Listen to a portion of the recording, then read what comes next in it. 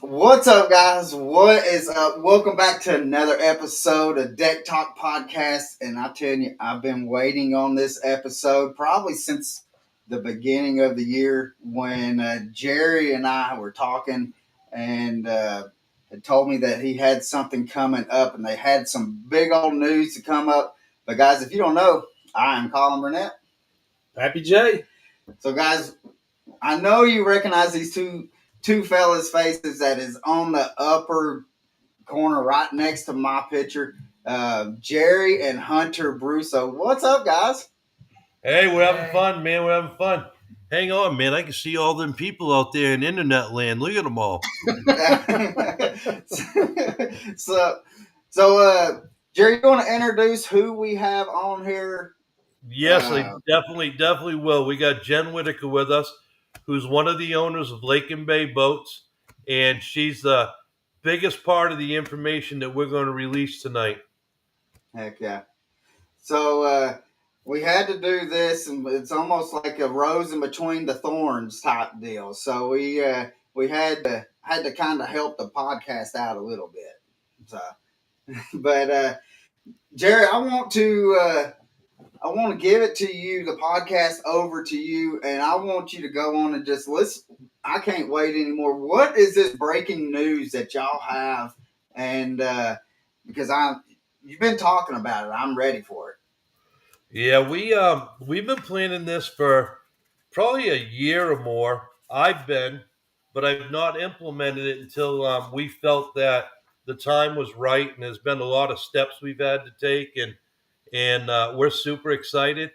And a lot of people know that I own the organization called Kids for Fishing, and we have now, as of tonight, going to announce that we've started a youth club. And Jen Whitaker is going to be the president of the board, and she has 4 other board members that we've hand selected. I'm not one of them. I chose to stay out of it because I want to do the activities for the kids. I want to work on getting the grants for the kids. And man, we felt that this was needed. We've been through some other organizations and tried to get them to conform to some things that we thought were needed in the industry. And a lot of them are not willing to change their ways, and we can understand that because they've been around for a lot of years. So the only way to really get what we wanted was to start our own. And man, I can go through the list of why we formed this. All right. Okay. Number one is our main goal was to make this more than a fishing platform. We wanted to make this bigger, where you don't just say to the kids, "Hey, show up Saturday, launch your boat. All right, your boat number 7, go, weigh in. All right, you didn't win any money. See you later. Go home." We didn't want that. We wanted to be much bigger than that, much better than that. We're going to help these anglers expand their knowledge. That's the one thing that's lacking: education to the kids. There's not enough knowledge out there for the kids. We want the kids to be involved in community service programs to give back to the communities and to play an active role within their own communities. And we'll get to how we're going to implement these things later. I'm just giving you the reasons. Like I said, the educational, instead of just saying, "Okay, go fish," we want events outside of fishing for the entire family to build friendships and lasting memories for everybody. And it always seems to be when you go to youth club, it's just about the kids go fishing. Heck, the parents don't even know each other. As sad as that is, So we want to change that. So we have events planned that we're definitely going to change that. The other big news, man, that we're really excited about is we're going to have them working with local law enforcement to create a bond between the two and show them that we support them and we appreciate what they do to keep us safe and allow us to compete in this sport. And they don't get enough recognition, and we want to give them that recognition. And the kids are going to love working side by side with them, and we're going to get to some ideas and some programs that we're working on with that. And then the other thing, the big thing for me, is Jen will tell you the season just ended for her son and his partner, and now nothing will probably take place between now and the fall. The kids have a golden opportunity. They have the whole entire summer off, and there's no events planned. So they kind of say, all right, see you next fall. And so we want to have some fun fishing events, not necessarily competing. We want to have some bait making classes to teach kids how to make their own baits. Oh, no. We're gonna dabble into social media. Um, we're gonna take the kids, break the teams up, and Hunter's gonna do some videos with them. We're gonna have kids maybe fishing on social media with somebody they typically don't fish with, which creates a bond. But it also shows each other techniques that the others don't know. But that was the main emphasis on why we wanted to create this club. So now let me tell you about the board. I think we've done a great job. I think Jen's going to make a perfect president. I couldn't be happier with that selection. Put her center stage, right? Yeah, center stage Jen. That's her down there in the corner, wearing that Lake and Bay hat. I think she's perfect. She gets along great with the kids. She's level headed. She keeps her cool. As long as you don't get on the wrong side of her, you're doing okay. Uh, and let me tell you, a board member that's with her, and I'm not going to name him at this time, but he's a Highlands County Sheriff's officer. Oh, nice. We have a FWC officer from the Fish and Game Department in Florida. We have a local business owner that owns many businesses on the board, and we have somebody that's involved in agriculture and farming. And Nice. all of these people will help instill the love of the sport. And all of these people are what I consider very upstanding people in the community and well respected. And man, I tell you, I'm excited about this board. This board's really got me excited. Yeah. And Jen, I think, you can work well with these people, right? Yeah, absolutely. I think they not having kids of their own fishing within the organization. I think they can bring a lot to the table as far as they care about the community as a whole, right. which means making sure that the kids within their community are just doing things that benefit everyone, and especially just the community service, and seeing how these kids are being raised up to enjoy the outdoors and enjoy and respect the environment that we're in. And I Yeah. think having someone who's been heavily involved in agriculture her whole life, basically, that's something that's going to be important to her, as well as just being, someone else who's a local business owner and again has no kids of his own within the organization, but it's important to him to see that the kids Yeah. in his community are being raised, enjoying the environment that we have and taking Right. care of it, respecting it. Yeah, and I think that just hearing like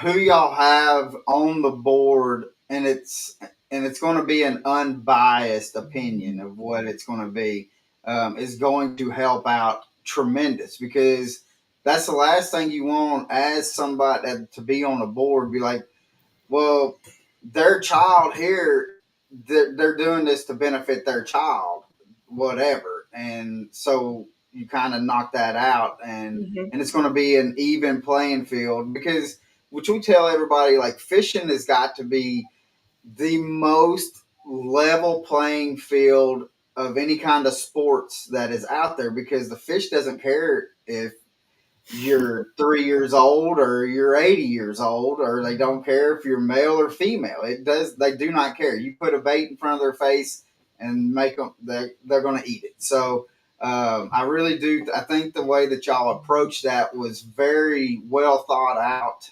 and to where you're going to have that unbiased. It's going to be, this is the reason why we done it, and this is it. And you're not going to have any kind of confrontation elsewhere because of that.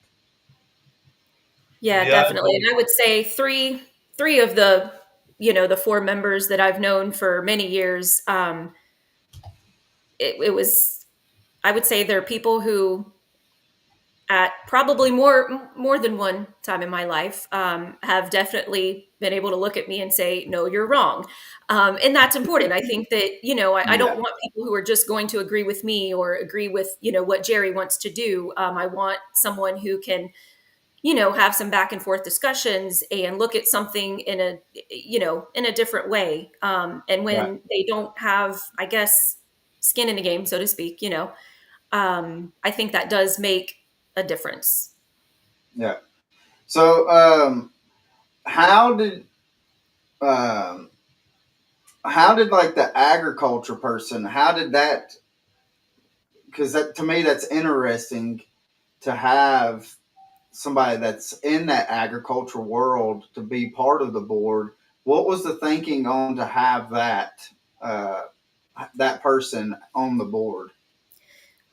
Honestly, it had nothing to do with the agriculture piece, but she is just someone who I've known for many years, and she's always been able to just have very respectful conversation. And I don't want to say debate, but inquire on other people's point of view if it differs from hers.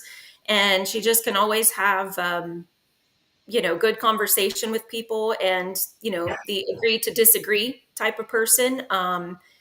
And I I just felt like that personality, I guess you'd say, would be very fitting. And she is also, her kids are now grown, but she has went through the, being a parent of children in sports and all sorts of activities and things. So she's been a part of activities like that throughout her own children's lives. So Right. that and it just so happens that she's in the agriculture industry. So Got it. that was kind of the second part of it, but it wasn't really the first part that drew me to inviting her in. The Right. thing, the So, thing so is this just something that's going to happen in Florida, or are y'all looking to expand out? Or we're going to take this one step at a time, and we're, as you know, I mean, I got Hunter sitting next to me. Hunter's fishing in like 3 or 4 other states, and we're going to discuss that, and I guess in the second part of this. But Yeah. we want to do this with these kids too, because what's happening in Florida right now, and I think Colin can attest to this, is that these kids learned how to fish vegetation really well, but they don't learn ledges and wood and rock and docks and bluffs, and when they leave the state to go to a regional or a championship, they don't fare so well because they're not used to that. We're hoping to expand these kids out, and maybe someday the club will get to where it has other clubs in other states. But we're going to start with this one. We go to a set of stairs and we go one step at a time. We're not going from Yeah. the top to the bottom, because man, usually the quickest way is to fall down the stairs, and I'm not doing yeah, that. That's Yeah. true. Now That is true. let me explain something really unique to you. Our whole goal is, we mentioned Jax. That's Jen's son, and he's coming off a really good year. I was privileged to be able to work with him for the last 3 years, and man, he's like a sponge. He takes all this information. And I was in a boat with him Friday night, and I told him, "Put down what you're throwing and throw this." And man, a big one whacked it instantly as soon as he threw that very first cast.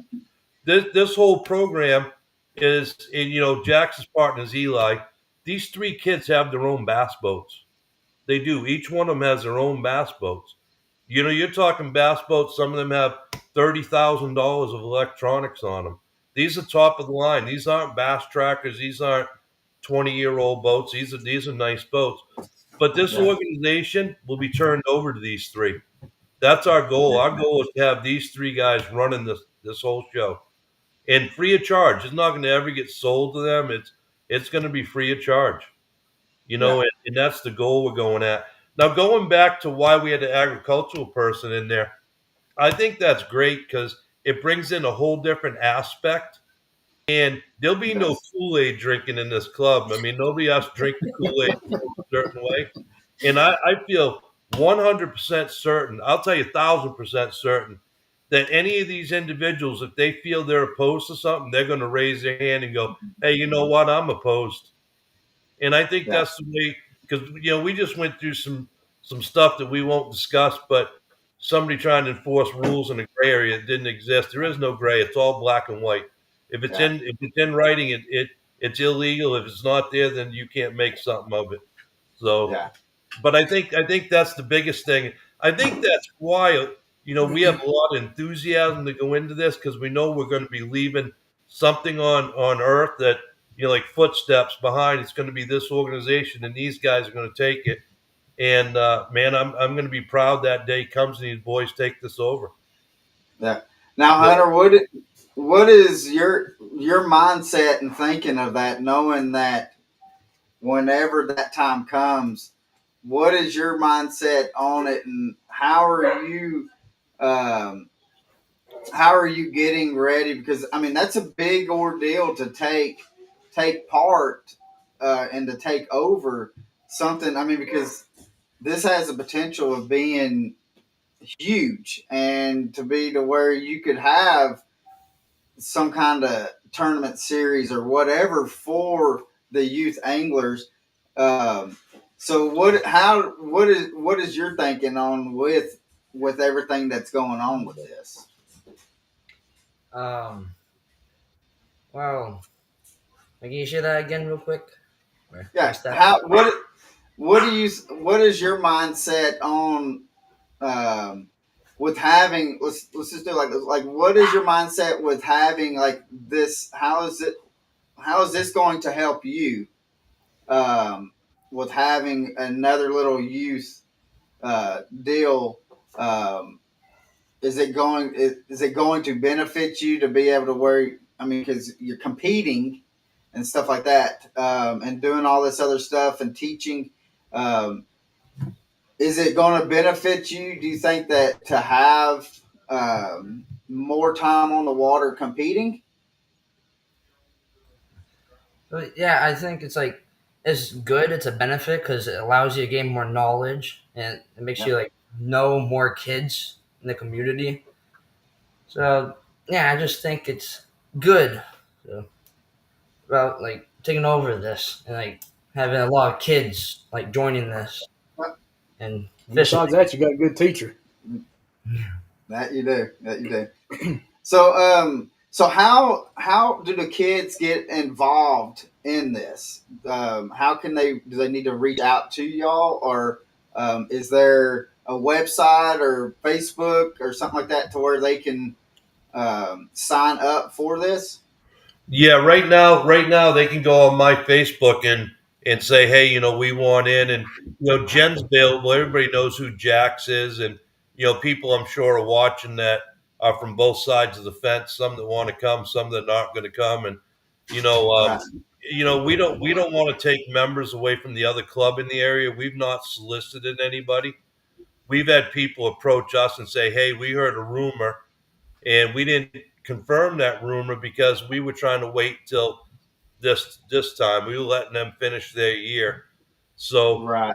we don't want a whole lot of kids to start because we want these kids to excel at what they're doing. And when I go through what we're going to do with these kids, you're going to understand because they're going to have a plate full. This is not like any other club that you've ever heard of. When I get done with what I'm going to explain to you, you're going to go, wow. And Hunter told me, and maybe it's because he's on the podcast, he's a little shy about saying it, but he really likes showing kids things that he learned that's little secrets and helps them out. And I think that's what he's looking forward to the most, especially making baits, because a lot of you know that he's with Spike It, and we'll talk about that later. Right. But he makes his own baits for tournaments, and he's got me getting extra microwaves so you can give a class on making baits. It's like Betty Crocker's going to have a class or something. They're going to be cooking plastic. You know. That is awesome. And um, so are you going to uh, you were talking about like having like little places like time to where that you're going to demonstrate like making baits and stuff like that. Are Yeah. you Let me going to? before I guess we get into all that. Let me first shoot out our goals. What our Okay. goals are for these kids, and then we'll get into what the activities are going to be and how we're going to achieve those. So some of our goals is mainly to instill the love of the sport to the kids and let them enjoy it. Proper handling and care of all your fish. Hunter's boat, my boat, and soon to be Jax's boat. We all run the fish lung in there to keep our fish alive, which is a whole new aeration system that's very expensive, but it works. Um, We want to teach them new baits, techniques, casting, knot tying, what baits to use, and when and where to use those baits. That's a thing we want to go over. We want to teach the kids new lakes, educate them on catching smallmouth and spots, which is a whole world of difference than catching largemouth out of grass. Yeah. And learn some of the northern lakes. We want to teach the kid that every event they fish is different from one to the next, and that they need to read the rules at each event so that they understand it, because no two organizations is going to have the same one. And some people are under the belief that, well, a set of rules is a set of rules and it holds at every tournament. Man, I'll tell you what, show up with a net in your boat at the BASS event, you're going home early because you just got DQ'd. Throw an A-rig in a tournament doesn't allow A-rigs, you're going home. Do some long lining in a tournament doesn't allow long lining, you're going home. So we want to teach the kids that never take a tournament for granted, always read the rules at every one. We're going to educate them on that. The biggest point that we're going to drive across is that this club, they have a very loud voice, and on what takes place, what they want. They need to have fun, learn along the way, and work as a team for the Bass Nation tournaments. And that's going to be a real key thing. Let me tell you that there's a lot of doors opening, and I can't give them all up tonight, but I'm going to give you one. A company called CNN Custom Baits out of Kentucky. Okay, they're going to sponsor some of the kids, and it may end up being awesome. all the kids. But here's what they're challenging for the kids. Once we have all the teams set up, they want each team to come up with a brand new color of a Cinco, and they need to submit it to him. He's going to build the baits for them. They're going to get their own baits back without anybody else seeing them. They have to go out and shoot a content video on it. And if he likes their content and he likes the color, he's going to put it on his website, and the kids get to name the color. Oh, sweet. Oh, man. Yeah, so that's one example of how somebody's going to work with them. So that's a key thing. What's going to set this thing apart from other clubs is we're going to be transparent, and our meetings are open to all members and their parents, and there'll be no closed door meetings. You're more than welcome to come. Your voice is just as important as a second grader or a senior or a parent or a board member. That's going to be critical. We're going to have minutes, financial statements available at all meetings, so everything's transparent. You don't see that nowadays. And the board members in the future will be appointed within the guidelines of BASS on election process by all members, not appointed by certain people. They get to handpick who they want. Right. And we're going through how many positions are going to change. And as far as I can see it right now, we got 5 winners. I don't think anybody's going to lose an election out of these 5 we got, because they're top notch. Now, I will tell you that Jax, Eli, and Hunter are going to be a liaison between the anglers and the board. And we're going to, whenever we go to a vote on something, we're going to take very heavily, I'm hoping the board listens to this, very heavily what they have to say, because ultimately it's for these kids. It's not for the parents. It's not to pacify the parents. We're not running a babysitting community here.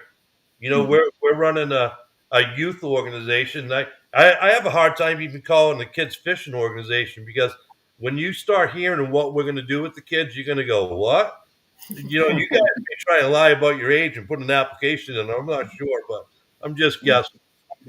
Now, Gerry, when you say youth or kids, so what is the age range on this in this club? We are going to do events that are going to range all the way from the first grade all the way to senior. When we get into the Bass Nation, I believe, Jen, do you know what grade they have to be in for Bass Nation? I don't know. I feel like it's an age. I can't remember. 7 or 8, maybe. Okay. But when Jack started fishing, he was well beyond that, so I didn't have to, experience that for myself. So I'm not positive. Exactly. Yeah. So really, I want to take them from the first grade on up. And man, I'm going to let too much out here. For kids that are just starting out, I've got free rods and reels. I got free tackle boxes. I got free tackle. I mean, these kids won't want for anything. And Jen will tell you, I've showed up at tournaments and was giving away ducket rods and $200 bait casters to kids that showed up with no equipment. And that's how I am. I mean, I don't want a kid to go out there and eat anything or borrow anything. I want them to have their own stuff. And dude, when you hear this, where we're going, it's gonna blow your mind. I'm telling you, you're gonna lie and try and get in this kids club. Well, I mean, if we can get him to shave that beard, he might be able to get in there. I was about to say, do you allow a bearded 7-year-old? So I mean, Hunter's already taller than I am, so I mean, there you go. What we're going to offer to help the kids get to their goals is social media is going to be a big part. We're going to open a YouTube channel that's going to be called Kids for Fishing, and their content's going to be able to be posted there for everybody to see. I've got editors that edit Roland stuff and my stuff and Hunter's stuff that'll work with the kids and help them edit. He's willing to help out. We're going to go way deeper and further in than they've ever seen, because we're going to show them how to send stuff to their present sponsors, how to send a quick reel. Important. We're going to send a quick reel to a sponsor, potential sponsors that they're trying to attract, and we're going to teach them how to talk to the sponsors. Because a lot of people walk in and go, "Hey, what do you got for free?" I know how to fish. That's not the way you do things, man. That's not the way. So we're going to teach them that. So the YouTube's going to be really big. We're going to do Zoom calls probably once a month, or meetings in person with professional anglers like Roland, people like that, manufacturers, and the kids are going to be able to ask questions. Everybody's going to be on just like we're on right here, but it's going to be a Zoom thing. And they're going to learn new baits, new techniques, all that kind of stuff. That's going to be very, very educational for them. FWC has held off on 2 projects on 2 lakes in our area that we're not going to divulge what they are, but they've been waiting for our club to come up and running. And on one of them, the kids got to pick some locations for what they're doing on a body of water. And then they want the kids to be there and actually help them do these modifications to this lake. And like I said, I can't let the cat out of the bag yet, but so there's some projects.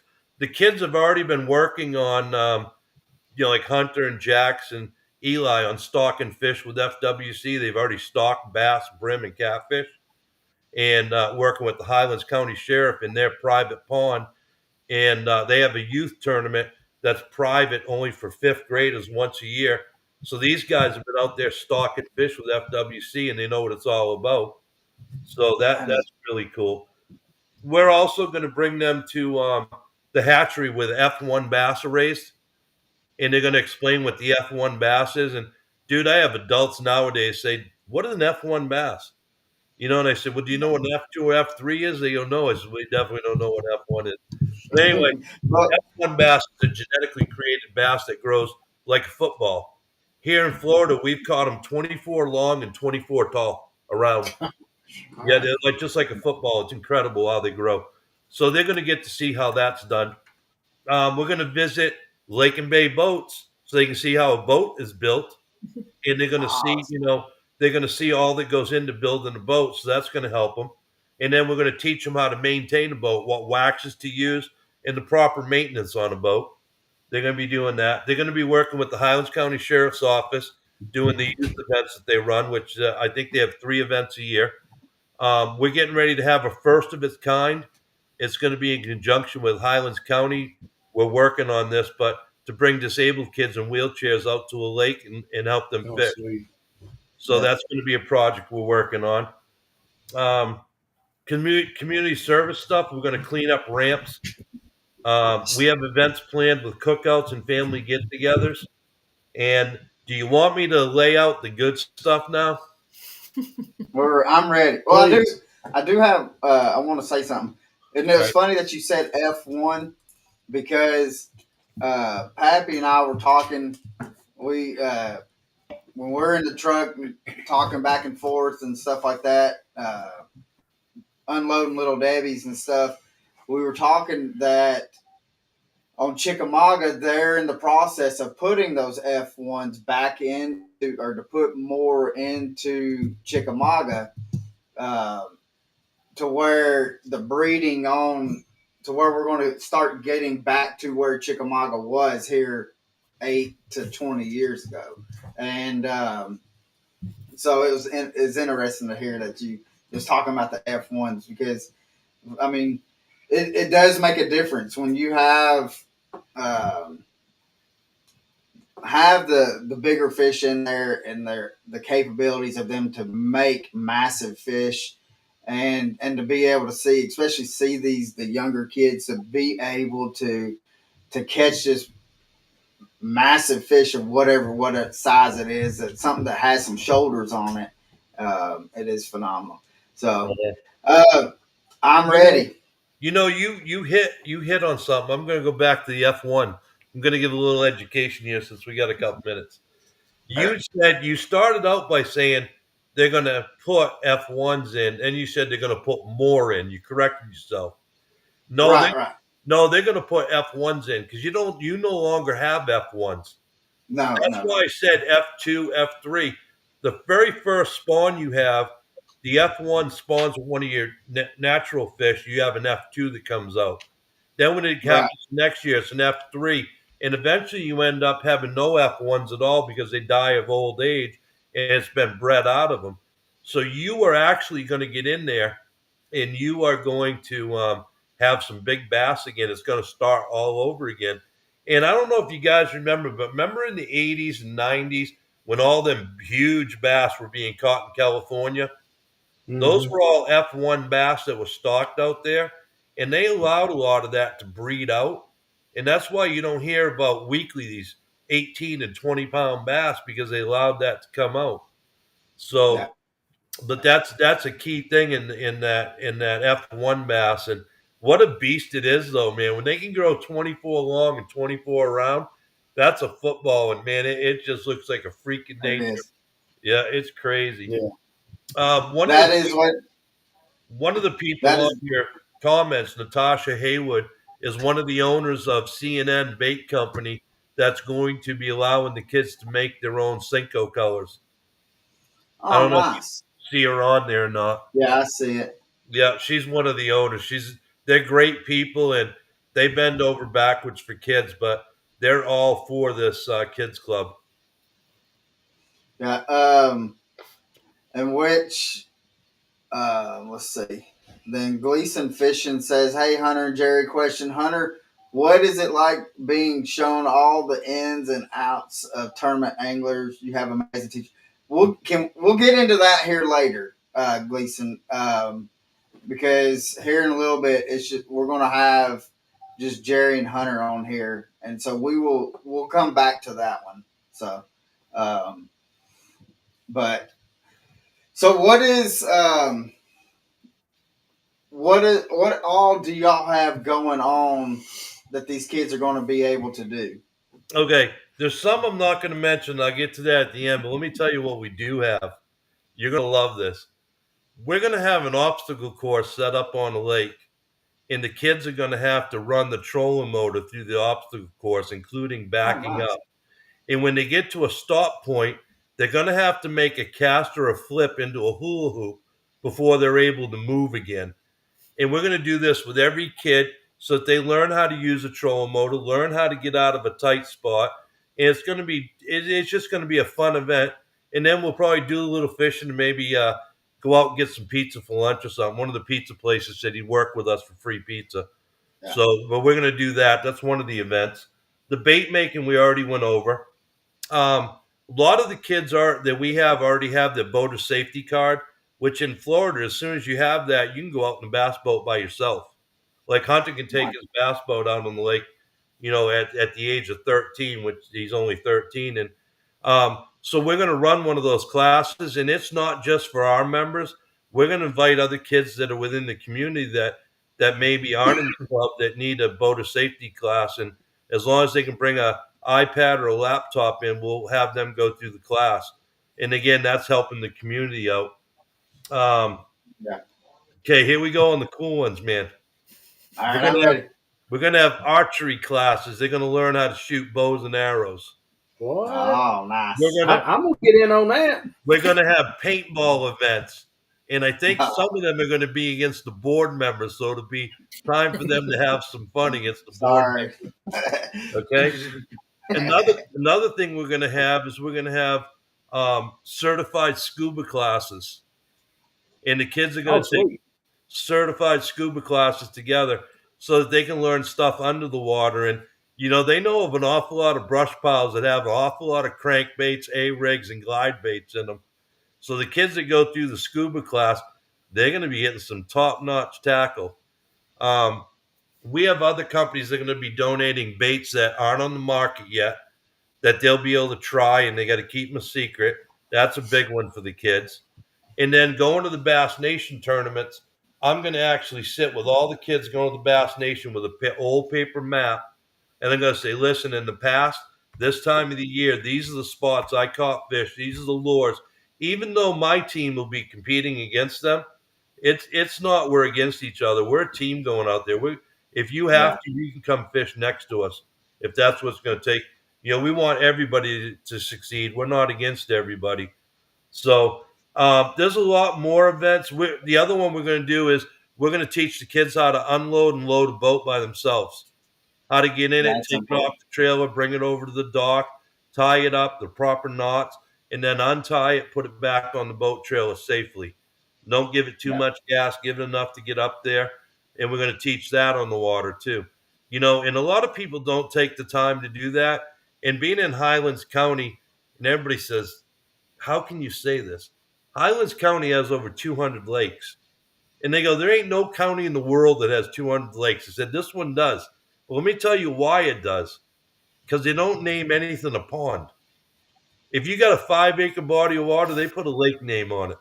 There's no ponds there. So we have 200 lakes. So we can find ramps that we're not going to bother anybody. But man, we're just going to have a blast with these kids, man. I am looking so forward to working with these guys. And that's part of the reason why I don't want to sit on the board because, man, they're going to have a lot of paperwork to do. They're going to have a lot of things to yeah, figure. And I can deal with the activities and I can keep the kids entertained. And I've run summer camps for the kids before, and the people have loved them. And the kids have learned a lot. And that's where I'm good at, and yeah, that's kind of what I want to add to the club. yeah, But we have some other things. Let me just tell you, there's a lot more events that I can mention, but I'm not releasing them at this time. And you're all going to need to follow along and see these mountains we're going to climb because we're going to climb mountains to get there. And dude, yeah, these kids are not going to know what the word failure means ever. We're going to make sure these kids are ready for everything they're going to face in life. And that's our job as parents, as adults and mentors. If we can teach these kids to get by any situation, more power to them, man. More power yeah, to them. They're the future of this sport. yeah. And I Jen, think that it's Good. to me means a whole lot to know that these kids are going out and they're going to learn it the right way. You're going to teach them the process of like because people really don't realize, especially like when you have these guys that you'll see pull up to a boat ramp that's got the drive out tag on the truck. The boat doesn't even have registration numbers on it because they just picked it up from the marina and they got one of these massive Malibu boats or Mamba boats or whatever that they can't even put it into the water. And I know, I mean, I've gotten so many videos for my YouTube channel and stuff like that of people trying to back up a boat. And one of our ramps that we hit a lot of Harrison Bay, you could theoretically put 3 boats in at the same time. And Well, depending on who's backing it in. right, That's the thing. but I've seen it to where one boat Yeah. has taken up the whole ramp, and I've seen to where multiple people have dropped boats on the ramp, and so I do think that it is very important for them to it's to be able to get on the water is just as important of how they manage themselves on the water. Hey, Colin, how do you really feel about that? I can tell you'd like to let loose, but we're on a podcast and you won't. Yeah, see, that's the difference between you and I. Hey, let me ask a quick question to Jen. Jen, do you have anything you want to add? Did I forget anything? I mean, it's possible I forgot some things. No, I mean, I think, at this point, I think you said it all very well. There's a lot more to come in the future, but, for now, I think that's pretty good, gives a pretty good indication of what we're all about and what people can look forward to. And I, just to kind of tag on to what you had said a little earlier, we didn't form this club to take away from other local clubs in our regional area. This is I'm very grateful for. There's many wonderful clubs that we've been a part of and that other people have been a part of, who've served us very well.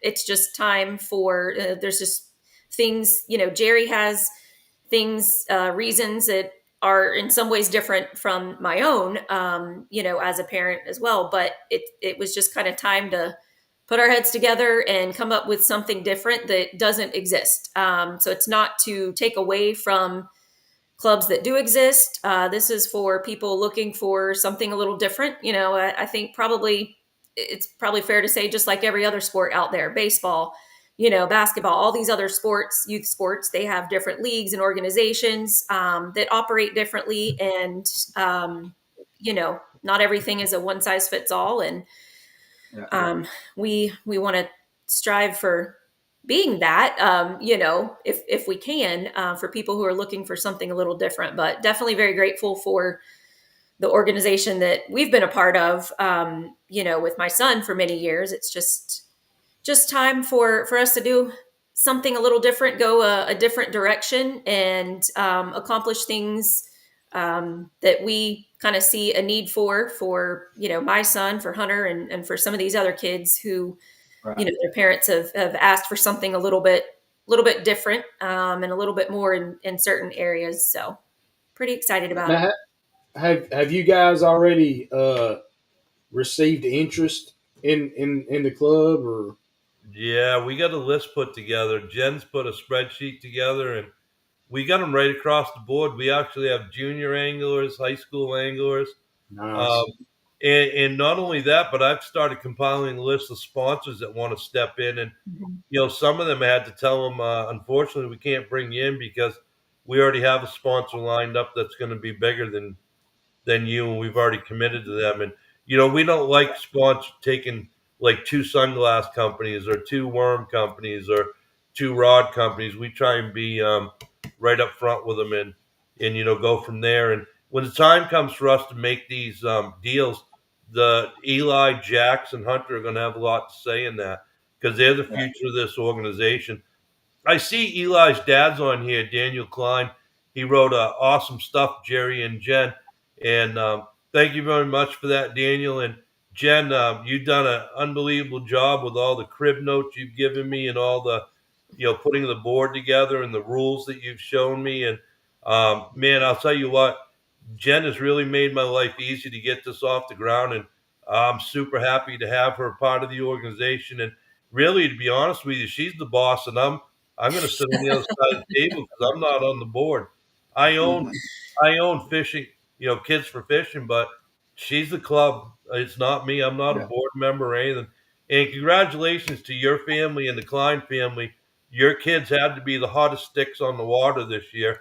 I mean, just the sheer number of checks that they won.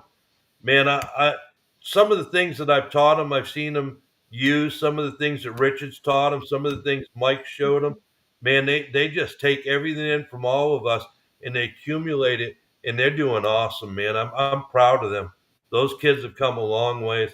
And then we got another guy, Sterling Gray. He's all for archery from a moving bass boat. Yeah, I've seen that. That's what he wrote. So, yeah. So we have a question. Mitch says, "Are y'all going to teach the kids proper boat maintenance? Yes. Yes. I brought that up when we said we're going to be visiting Lake and Bay boats. We're going to bring up where the main, on the new 4 strokes, your maintenance schedule is right on the back of the motor under the cowling. People that own those motors don't even know it's back there. It tells you what to do at every interval. It tells you what needs to be changed. But Mike's going to go over that. And a lot of people don't know that Lake and Bay does maintenance on boats. They think they're just a manufacturer. They're a service place, a fiberglass repair shop. I mean, their metal flake work is like second to none. And so the kids are going to learn a lot being over there. So yes is the answer to your question. Not only that, but what waxes to use, and what if you want to do a ceramic coat, what's the proper ceramic coat and all that. Right.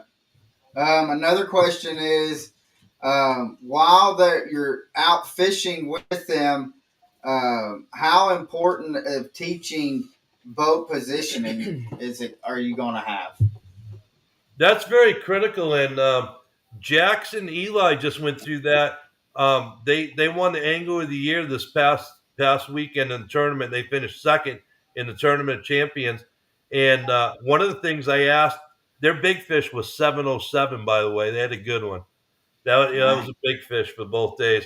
I asked him, when you pulled over to that airboat that's sunk in the lake, how far off did you stay? And he said, I did just what you told me. Spot lock about 75 yards or so away. He said, and then we snuck in a little bit. And he said, we even killed all the electronics because they started to move away when they got the pulsing. So boat position is very critical. Electronics. I could talk on electronics. If you're using forward-facing sonar, you better put every other unit in your boat on standby. Otherwise, you're picking up interference from it. And I've got the best wiring system to see clear. I've got Active Target 2. I got LVS 34. I got 4 12-inch units in there. And, man, they all will jam with each other if you don't put them in standby. Yeah. So, yeah, boat positioning, boat handling. I actually went fishing with Jen's son, Jackson. We were driving in a boat that probably goes like 87 miles an hour. And he asked me, you going to drive? I said, no, you are. I got in the passenger seat. And, man, he was a chauffeur. And I had all the respect for him that day, man. He did a great job. Uh-huh. Sterling says maybe we can do a rod building class for the kids. Let me know. We can talk about it sometime. Absolutely. Actually, he can be one of the guys that comes in on the Zoom meeting one month. We'll bring him in, and maybe he can show the kids how easy it is to build a rod and tell them the difference between a custom rod and one you buy over the counter. I'd be more than happy.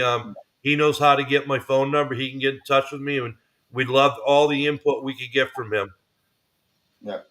So, maybe we can. The podcast Deck Talk can do something as well. Maybe during an event we can do like a live or something like that as well, and film and get some drones up in the air and do some other stuff. So absolutely. And we're working. I'm working right now on having our weigh-ins be broadcast live on the internet. So we're gonna make a lot of changes to what we've seen. Jen and I have talked about having a big screen TV there facing the crowd, so that when the kids weigh in, the weights go on there, and instead of having them hidden, the kids go, well, "Where am I? What place am I in?" Everything will be right on the big screen TV. We're going to try and make this as easy as possible for the kids and as professional as we can. And it's going to take some money, but we're going to get there. Yeah. So, do you have any more questions? Just be careful of the ones from Sterling Gray, because he's the guy that wanted to shoot the archery out of the boat. I was going to say, I would love to see what kind of rod he builds. He builds good ones. Oh, man. They're not cheap, and they're really good. But, if you set the hook on a rock, you got to be careful, though, because we were with a guy that had one of his, and he set it real hard on a rock, and, man, that thing blew apart. But he put so much pressure on it, you could have a stainless steel rod, it would have come apart. Yeah. Hunter maybe just whispered something about he's okay with shooting out of a moving bass boat as long as Sterling puts an apple on his head.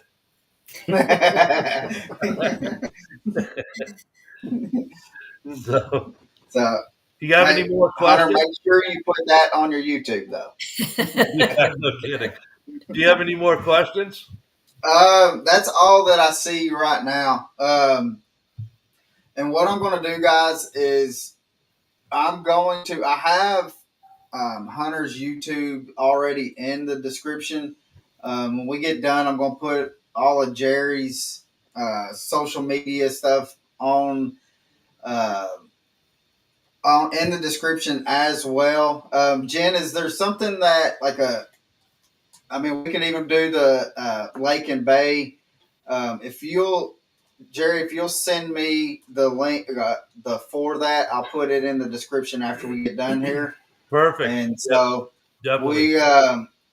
we want to make sure we get everything out to where people can find out as much. And Deck Talk is going to follow this, even though we're in Tennessee, and we're going to follow this pretty heavily because I think this is probably one of the best things that I've seen for youth, because it's just not about going out there and fishing. It's going out there and learning the proper way of doing things, and being able to learn. You're being taught by one of the best teachers that I have seen. He's a mentor to me, and so take full advantage of what these kids have, and I can't wait to see what this is going to turn out to, especially when it turns hands into Jack's and Hunter's and Eli's hands, because I can only imagine how big this is actually going to get. Sky's the limit. Sky's the limit.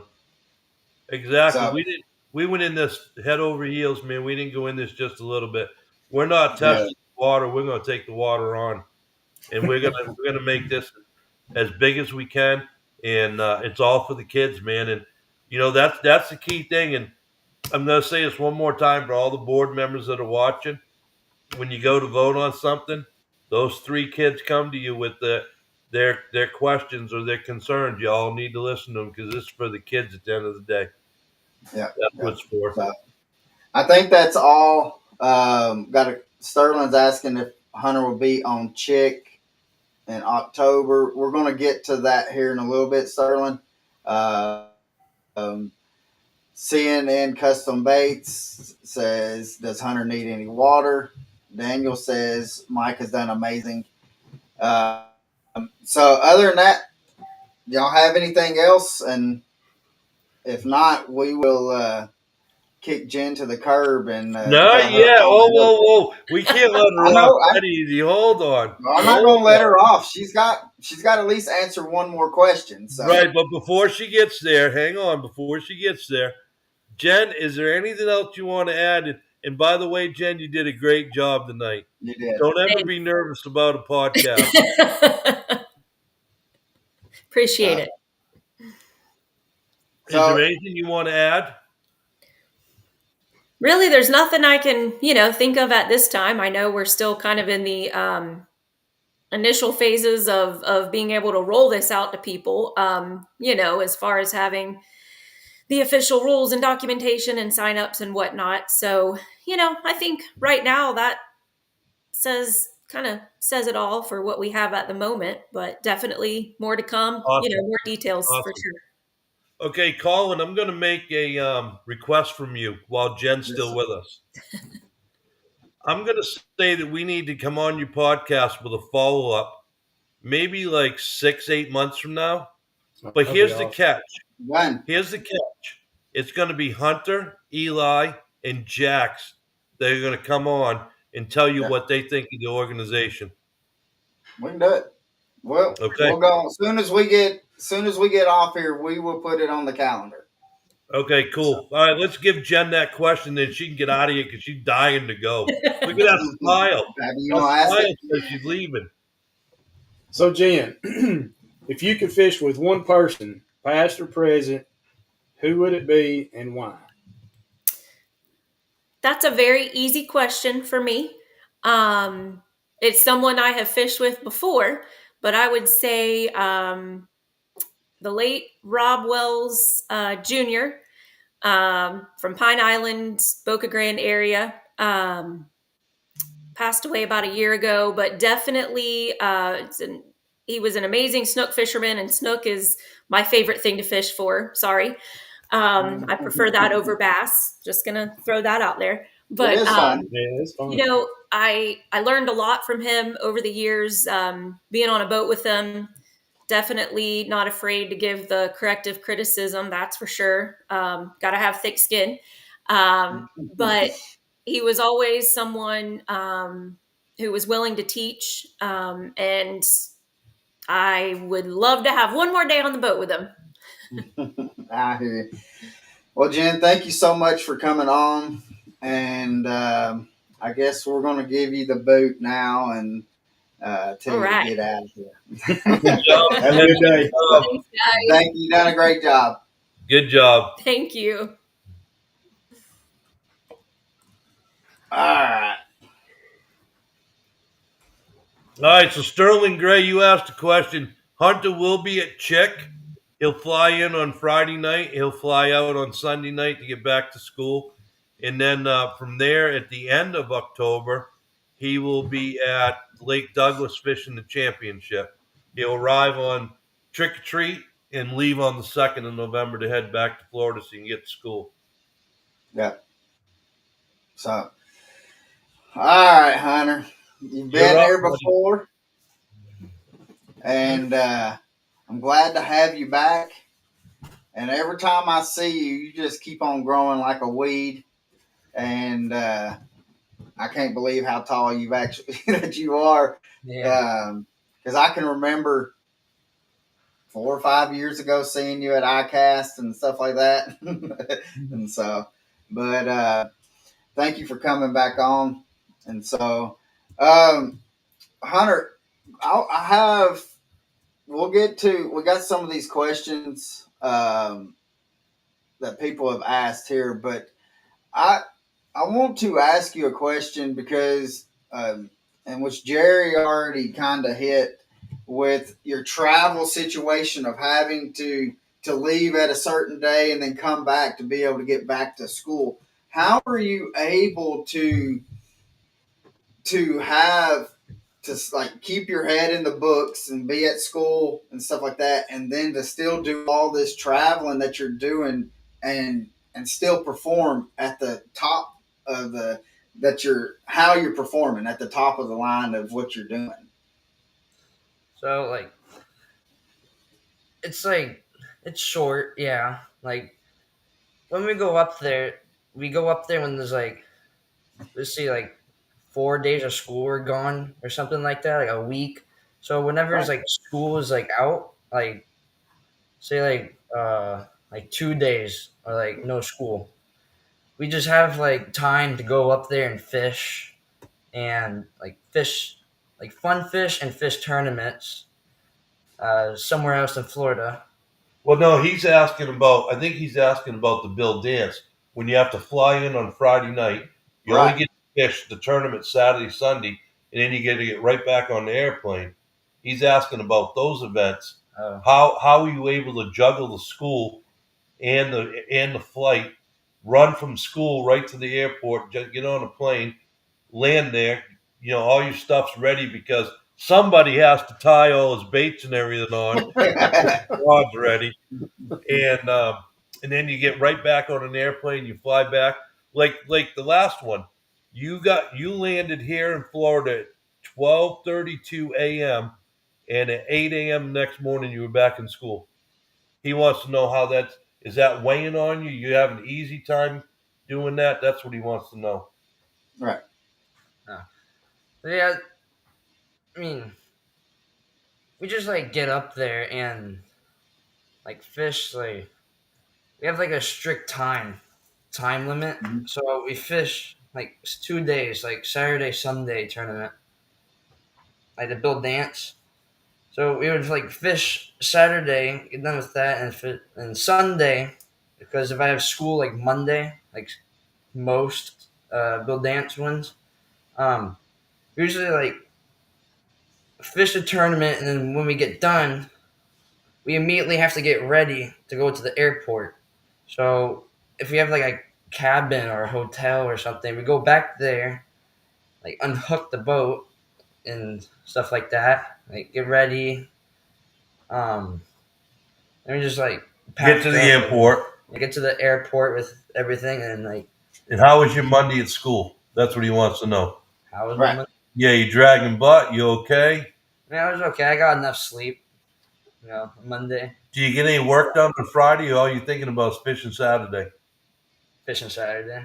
Don't let my wife hear that. Yeah. That's just the prize of being young, right there. Yeah. Exactly. You know, he's doing really, really well though. Surprisingly, I mean, his last one didn't go so good. The first flight got delayed. They thought he could make a second flight. He didn't, so they gave him a second flight to get in. That one got delayed too. And man, it's been a mess in the airports, but we've gotten through it. And you know, you can tell them you've cashed check at every event. Yeah. And which one scared you? Lake Douglas. How come? Because I only got like one. No, it check. was Dale Hollow. Yep. Dale Hollow's the one that scared you. We only got like one check. Yeah, one check. Just Yeah, one the check. first day he was tired, man. He dragged butt and Yeah. he didn't catch a keeper. And when he got to Douglas, we made sure we put him to bed early. And he cashed 4 checks the first day. And how many did you get the second day? Was it 2? I think, yeah, like 1 or 2. Yeah, I don't know. I don't remember. But he's been doing really, really good. But you know, you really need to be careful with the kids because you don't want it to dig into the schoolwork. And I told him if the grades started going down, we'd have to stop. And they didn't. He's kept his A's, B's mostly. And you know, I mean, I don't know if I could do it. I do all the windshield time driving the boat back and forth and everything. And you know, it's a lot of work, but he's really enjoying it. And there's not too many 13-year-olds that get to do what he's doing. No, that is definitely true. Mm-hmm. And the experience, Hunter, that you're getting with doing this is going to put you leaps and bounds above any other angler, especially that's at your age. Yeah. Because not just that you're learning how, like down in Florida, you're fishing grass and structure and stuff like that, and then coming up and doing the Bill Dance stuff and fishing on current bodies of water, and then fishing on Dale Hollow with being Highland Reservoir. You're getting a wide experience of being able to do a lot of stuff at a young age that a lot of people do not even get the opportunity to. Yeah, and I also have like fun like catching smallmouth and spotted bells because like they fight pretty good too. So what is your favorite fish to catch? Ooh. Probably a fish sandwich at McDonald's. No, go ahead and answer him. I think like smallmouth because I noticed they fought like a lot harder when I was fishing, like catching them. They fought like way harder. It was fun. Yeah, because I think the last time that you were on, we asked you that, and you had just you didn't want to talk too terribly much about it because the video was not out yet. But you came up to Georgia, North Georgia, and was it Blue Ridge area? I think that's what it was. And you were catching those the stripers. Oh, Hiawassee. The Hiawassee. Okay. That's where we were at. Yeah, stripers. Yeah. Yeah, striper. Yeah, they're big. So, what has been the biggest thing that you've learned from being able to go and travel? It doesn't have to really be about fishing. It could be like time management and stuff like that you're having to figure out because you're having to learn all this at a young age that most kids your age could not handle. Ask that one more time. What is the biggest thing that you've learned with doing all these tournaments and like the Bill Dance? The biggest thing I learned is like um what is it? The uh, like keeping my mind into fishing, you know. Yeah. So Yeah, staying focused. I mean, yeah, I could see that, especially with you juggling, traveling, fishing, and school, all three. I mean, I'm sure it's a great transition too to go from leaving school to the airport, worrying about the traveling part of it, and then getting to your destination, and then fishing the tournament, and then then turn right around and getting back on the plane to go home to go back to school. yeah.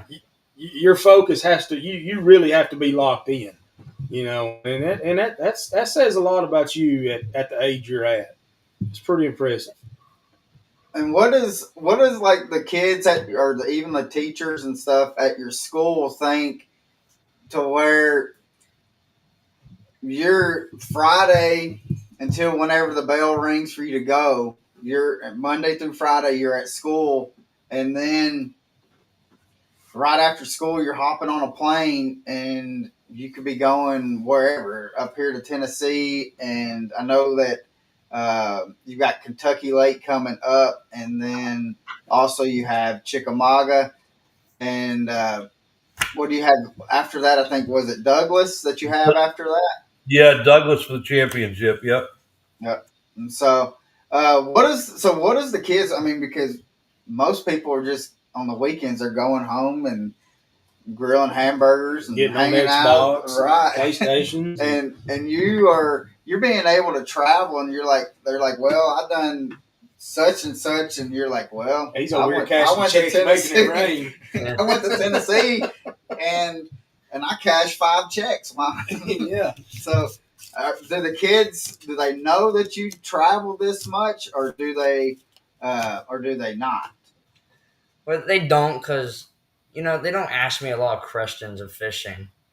But if I did about like all this traveling, I would think they'd probably say like, "Wow," because there's like a lot to do right after school to go traveling and then come right after school. Right.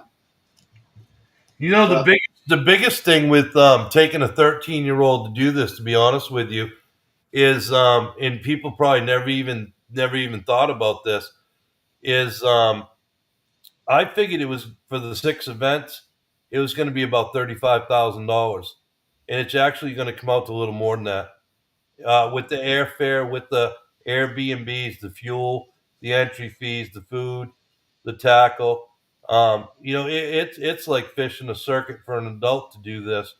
And trust me when I say this, it's probably the best money that I've invested because when he gets back to Florida, he really tears the fish up because man, it just he's got a like renewed sense of wanting to get out there and just start setting the hook hard on them. And the smallmouth really excite him. So and you said what's the biggest thing you learned? I guess he wasn't being totally honest because he told me that it don't matter if we're in Kentucky, Alabama, Tennessee, or Florida. He said a lot of the girls are good looking. Uh, yeah, so yeah, he's at that age. So yeah, yeah. So, Don't get distracted, Hunter. yeah, Keep your mindset now. that's it. That's it. That's what I keep telling him. Same thing you just said. yeah, Yep. that time will come. Yep. Don't So, rush it. Gleason Fishing had wrote earlier saying, Hunter, what would be your takeaway from your first year actually fishing a trail, and what you expected or more? I guess it was saying, was it what you expected? So does this mean like what was it like? Yeah, Something. and did it meet your expectations, or did it surpass it, or Well, for being like my first trial, I was a little nervous, right? So like when I got out there, it surpassed some of my expectations. I thought it was gonna be like A lot easier. yeah, a lot easier, and it was hard because some fish don't like bite right away. You always have to like cast at the right spot at the right time, or like right in front of them. So Right. yeah, it surpassed some of my expectations of Good. fish Now, trial. what has been your favorite lake that you've been able to fish? You talking about on the Bill Dance Lakes, or you talking about Yes. County Florida too? Well, Outside of Florida. let's do outside of Florida, because I know y'all probably hit every single lake in Florida by now. But what has been your favorite lake with the Bill Dance? I think Chickamauga, because that's where I got my personal best at. That's easy. That's Yeah, the easy to 90 say when you do that. the 909 he caught there. That's why it's his favorite lake. I mean, it'd be my favorite lake too if I caught that. Yeah. So Sterling Gray says, Hunter, what is your confidence bait? What was Ooh, it? that's going to be tough because you throw 3 of them pretty consistently. Yeah, there's a lot. Freeloader probably, I'll bet. Yeah, I like the freeloaders. It'd be a Sakamoto shad, the freeloader, or the one he pours himself. They're all forward-facing minnows, but we don't always use it forward-facing. But that's probably his go-to bait and his confidence bait the most, I would say, by watching him. I think his favorite bait is probably topwater because of the explosions, right? Yeah, Oh, like everybody. Yeah. pushing a smallmouth, they just explode on it. So, what is your favorite topwater bait? Oh, yeah, I know that. You're like a whopper plopper. Yeah, I knew that. Uh-huh. Yeah. John Pate says, hello, Hunter. Now that you've been traveling around and fishing, what have you noticed in the business that is going to help you the most?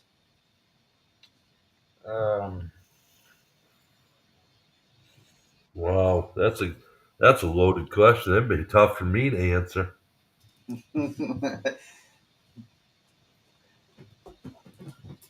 They like sponsors.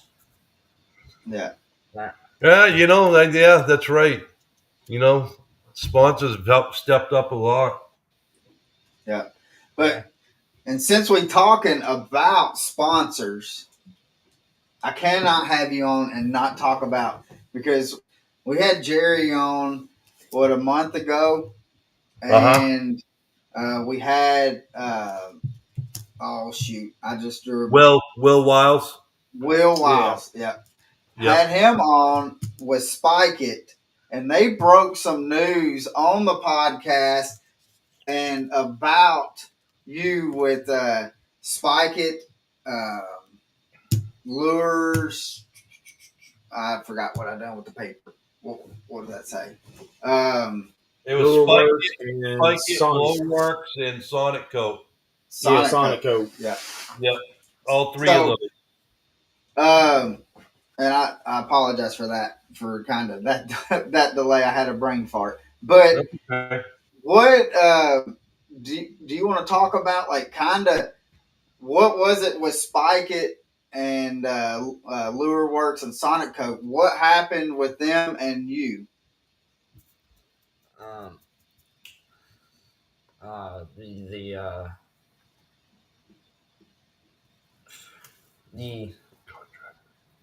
The contracts that they gave me. We're not supposed to talk about that. Remember what he said? He said he had to cut Roland Martin's pay in order to pay Hunter. Remember? Will said that. Hey, listen, we're laughing, right?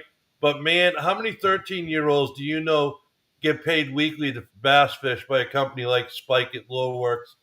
That's awesome, man. I mean, that's awesome. That is awesome. When I knew that Hunter could fish. I knew that he was a hammer, and I've known this for 4 or 5 years, as long as I've known them, I've known that he was a hammer. Mm-hmm. And it really solidified when he came up to Chickamauga last year. And that first day, first hour, and which we'll get Hunter to talking more about that. And he was able to catch his 909 in the first hour and waded in, and that lasted in that whole tournament. Lasted the big fish for his age group. But when Will came on and he told us that they were going to sponsor him and he's going to be a paid and have a contract and stuff through them, I was so stoked for you, brother. I was so happy because I know the work that you put in, and just the knowledge that you're picking up has just been phenomenal. That you're able to use that. So very much congratulations on that from us, and because that is a huge deal. Because I know a lot of people now that are our age that would love to even have Spike it as a sponsor, and you have it as a 13-year-old. So congratulations. Thank you very much, by the way. You're welcome. Can you tell us, on Lake Chickamauga last year, day one, y'all set off. Can you talk us through that fish catch of that 909? You know, wait a minute. Before you get started on that, I just want to say I've been fishing Chickamauga. I'm 49 years old. I've been fishing Chickamauga my whole life. And I have never caught a 909. And for you to do it at 12. At 12, it's phenomenal. Yeah. I mean, it truly is. But go ahead and take us through your day there. So it was a spot that my grandpa Gerry lost his big one. It was a spot where he lost his huge. It was huge. Well over 12 pounds in the FLW tournament. My co-angler missed it with the net. I told Hunter that's where we're starting. Then when I cast it out, the bait dropped, right? And I was like ticking it a little bit, like reeling it slow. Then all of a sudden I feel like just one tick, and then wait a little bit. And once I set that hook, I knew it was a big one. It was pulling, and it jumped too. I saw it jump. The mouth was like huge. And I saw what was you throwing? What was it? The Gambler Giggy Head. Yeah, Gambler Giggy Head. And tell them the worm you're using. I was using what was it? Black Cinco. No, black Magnum Trickworm. Yeah. Hey, listen. When he set the hook in that fish, I then realized that he's been around Will and Martin way too much. You know, he looked at me. He said, "Son, you better get the net. This is a big one." I said, "Really?" He goes, "Yeah." Then it came out of the water. I go, "Man, you ain't lying." So he didn't have to. So what you're saying, Gerry, is he didn't have to say, do the old rolling as it gets closer to the boat. You actually see when he first hooks it. Oh, it's an 8. It's an 8. And then as it gets to the boat, you hear him say, "Well, it's a 6 or 7." Yeah. I always say that Roland's fish go through this growth spurt where he'll show it to you in the boat and tell you it's an 8, and then later on in the TV show, because I film shows them all the time, he'll tell you, "Well, you remember that 9 I caught like 2 hours ago? They grew a pound in 2 hours." But I need to know what that fish is eating if that's the case. So that's where the true meaning of fish stories or fish tales come in, ain't it? Yeah, I always wondered if Roland had in his elbow or something, had a little digital scale or something. But he was always off, man. It needed to be calibrated. But you know what was cool? You know what was really cool about that 909 is that right away from the stage, they took him in an open area under a little tiki hut looking thing, and gave him a polygraph test for 35 minutes, and they did it in the open so I could watch him being a minor. And so he's already got to take polygraph tests, and Nice. and got to experience that, which is good. And man, I'm all for polygraph tests in tournaments. I really am. Yeah. Yeah. So,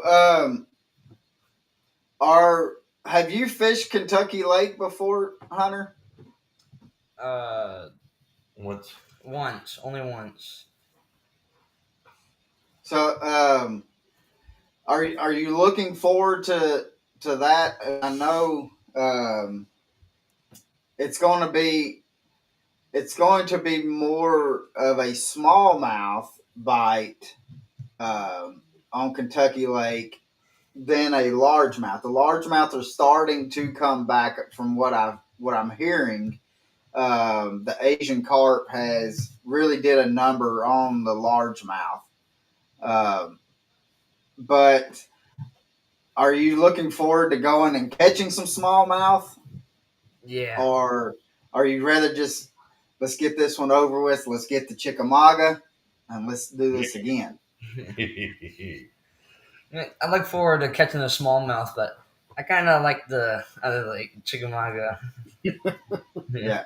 He's been waiting all year to get the Chickamauga. Who you kidding? It sounds like it. I bet he's been dreaming about this one. Yeah. Yeah. So how is it for being somebody that's from Florida to be able to come up and to fish like the Bill Dance stuff, and for you to be able to cash checks, because it's different bodies of water from what you're used to down in Florida. So how are you able to make that transition to where each time that you're going out, you're cashing a check?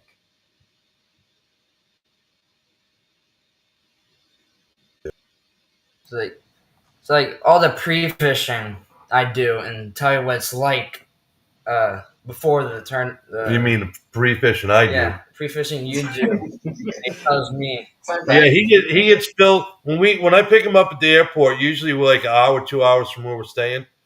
So I fill him in. I'm like, hey man, they're hanging at this depth. This is what we're gonna do, and and I'm real supportive. I pay attention. The last tournament he had a fish on, and ended up cashing a check with this fish.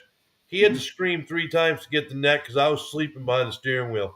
Yeah, I'd fallen asleep because all the pre-fishing days. So, but I give him the rundown on it, and I that morning I show him exactly where we're going to go, and what they're on, and man, he just adapts to it really really well, man.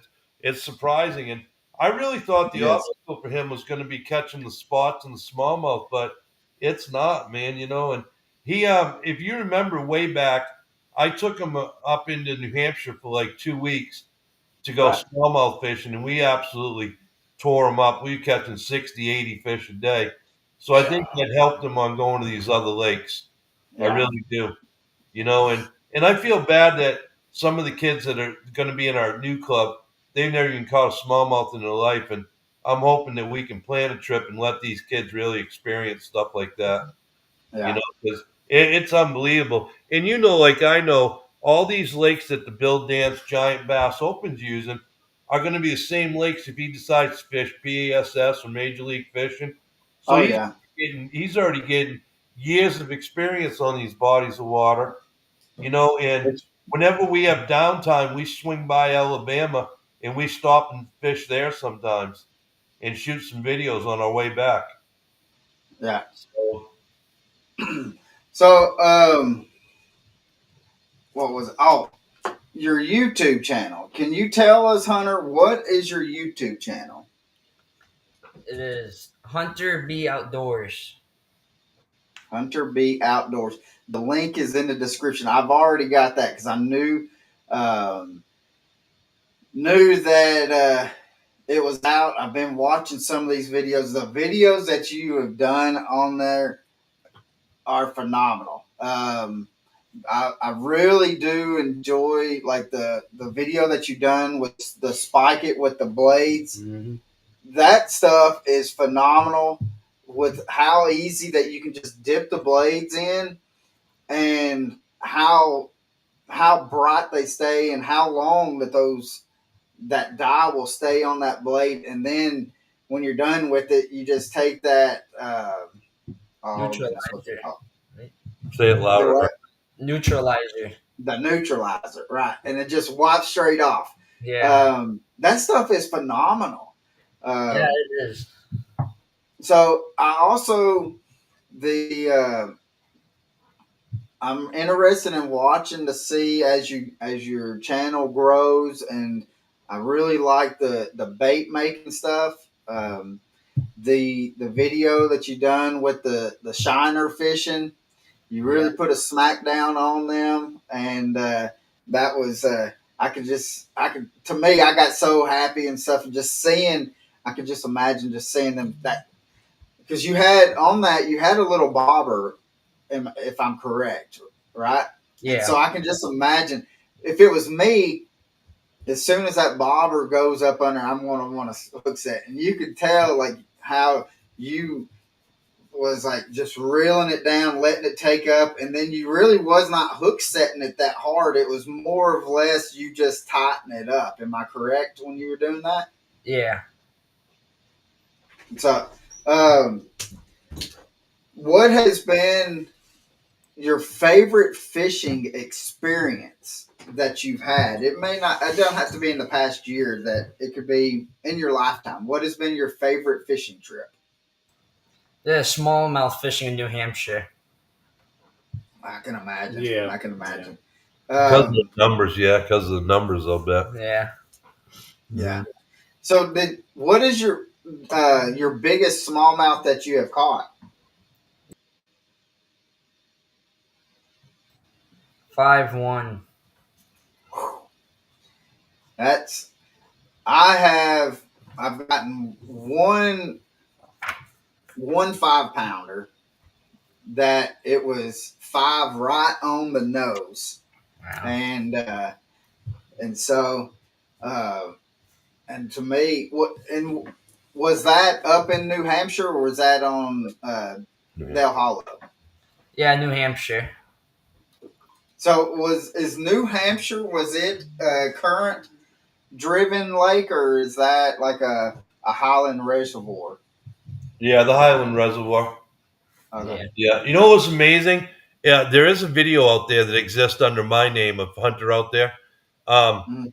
at one point, I say to Hunter, "Look at the depth finder. We're in 183 feet of water, but in 80 feet, you could, if you put a Mountain Dew can on the bottom, you could look down and go, hey, look at the Mountain Dew can.'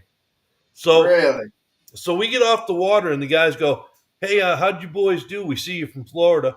We said, oh, we did really well. We had like 65 fish today. And they go, we're using like 6 and 8 pound test line. And I looked at him and laughed. He goes, what are you laughing for? I said, you ain't going to believe me. I said, go look at all them rods. We use a 65-pound braid. He goes, what? He goes, they won't bite your bait. They see the line. I said, hey, let me ask you a question. Have you ever used an Alabama rig? He goes, yeah. I said, you going to tell me they don't see a stainless steel wire in front of that bait? You worried about braid? I said, all they're doing is looking at a bait, buddy. They're not looking at what's in front of it. And we, honest to God, I swear to you, we use 65-pound braid up there in that visibility of like 90, 100 feet of water. And we use a 65 braid, and it didn't matter. They still bit. Yeah. So, So is there something for your YouTube channel that you're wanting to accomplish, as in like a fishing goal, like maybe a place that you want to go fish, or maybe a type of fish that you're trying to go after? Do you have a goal for your YouTube channel? Oh. Mm, I say yeah. Like my goal is to like put like fishing videos of like other places, like yeah, Texas, some in Florida, Texas. like maybe one in Texas. Like one of my goals is to fish in Texas and make a Nice. video about one of them. Yeah. Yeah. Um, now, I would love to go fish in Texas myself. Yeah, no kidding. I would love to. I'd love to. Bucket list lake is Lake Fork and Sam Rayburn. I think that would be one heck of a bucket list. But I've known people that's gone out there and has zeroed, and so, but that would be discouraging. But I did learn something on Lake Fork from a good buddy of mine. His name is Gene Jensen with Fluke Master. I talked to him at the Classic, and he came in fifth in the kayak division of the Classic. And so he was taking an 8-inch glide bait, and he put weights on the hooks of the glide baits. And so in the stumps that were up, that's in Lake Fork, he was bringing that glide bait and just letting it just sit over those stumps. And then he was just barely getting it off of those stumps. And as soon as that would come off, they were just, whoop. And so that is something that, especially even here on Chick, that I think that I could utilize. I never thought about weighting the hooks down though. And he said that it helped keep it, the glide bait straighter up and down when it was moving.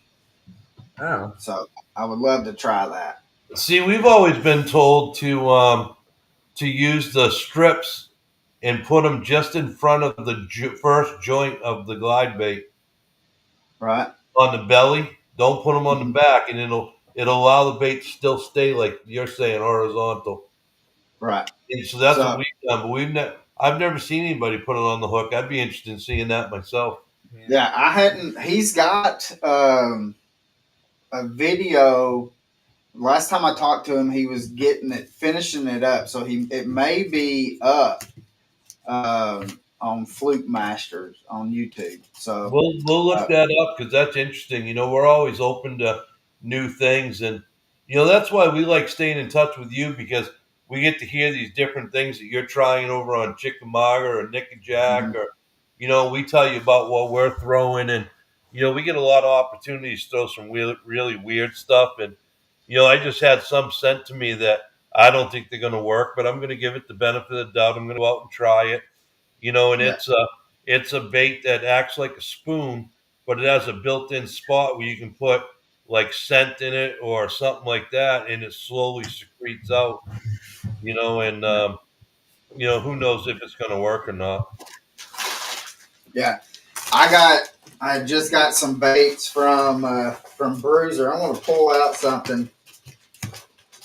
Steve Dial makes some pretty good baits, man. He makes big monster ones for down in the Everglades for them big bass. I'll wait till I show you this. What he sent me when I made this order. If I can find it. Oh, here it is. He wants me to film. Not that one. Well, you got a snake there, brother. That's huge. Yeah. Yeah. So he's wanting me to film with me throwing this. What's the length on that? Have you measured that? I think it's 18 inches. I think Callie from CNN Custom Baits is leaving. He made us some lizards 13 inches long. Man. And we haven't tried to video them yet, but we're going to try them this summer. But man, I can't wait to see some videos off that thing right there. Yeah. So, Hunter, if you had this fishing down in Florida, how would you fish this massive thing? I think. Because, I mean, I'm thinking weedless, to throw it weedless and throw it weightless into some grass mats is how I'm going to throw it here. That's exactly how I throw it. Eight 8-aught. Yeah. I'd use the hook with an 8-aught.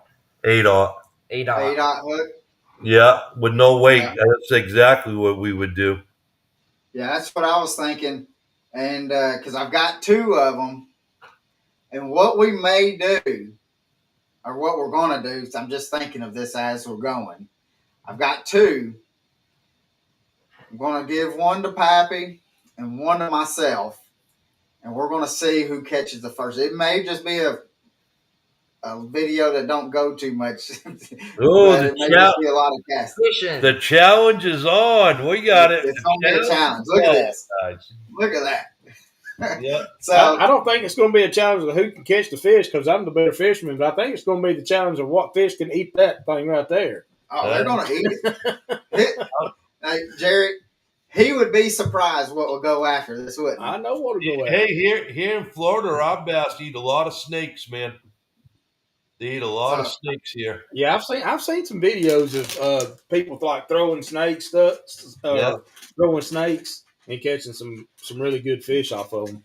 Yeah. So I got 2. I may have 3. I don't know, but We're going to anxious. go. We're anxious to see which one of you is going to catch the biggest fish on it. That's what we're going to do. We're going to get it, and we're going to do some things. And I would love to. I'm wanting to get. I've got like the buddy scale, or not buddy scale, the Bubba scale, the pro one. Yeah, we do too. And because I want to be able to get with a bunch of my friends and stuff that have it, because I want to do like one Saturday or something like that to where y'all can be down in Florida, we can be up here, and we just go and we see what we can catch. Most weight wins, and it's just going to be bragging rights or whatever, you know. Right. We may put a little wager down on it, but I think that'd be fun to be able to interact to work, because we can Bluetooth them together with the scales and stuff like that to be able to see what each other's doing. You know, that would be fun. I think that would be fun. That would be fun because, you know, we all know they're capable of that. But to be honest with you, I don't think I've ever seen anybody hook them together and use it that way. No, so I think it'd be great to Bluetooth them all together and have a little friendly thing.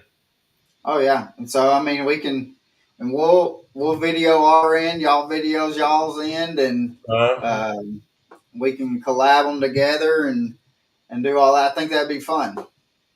Yeah, we could probably go live on Facebook and set that phone up in the boat so you all could see it at the same time, you know, and you guys could do the same thing and people could watch. You know what I mean?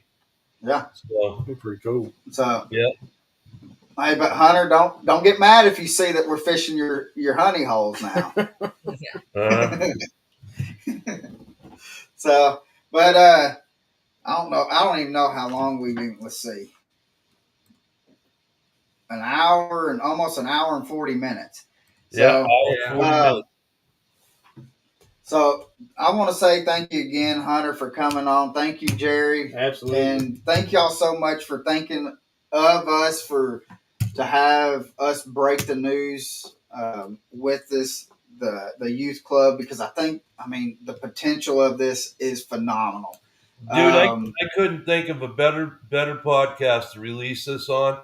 You know, and Colin, you and I go back a long time. We've known each other quite a while, and you know, I know you're a straight shooter. I'm a straight shooter, and man, I love that you had us on. I appreciate, you know, coming in here. I appreciate, you know, meeting your new co-host last time we were on, and you know, he hasn't got any prettier though.